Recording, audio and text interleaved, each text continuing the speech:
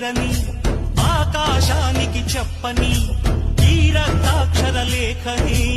ఇప్పుడే పంపని అన్నం పుణ్యం ఎరగని మా సీమకిరా రమ్మని ఆహ్వానం అందించని మెరిసే చూపుని తొలగింది ముప్పు అని నీలి మప్పు మనసారా నవ్వని చిరుజల్లు ముంపు మన ముంగిలంత ముత్యాలే చల్లని మా సాసు గంధమై నేల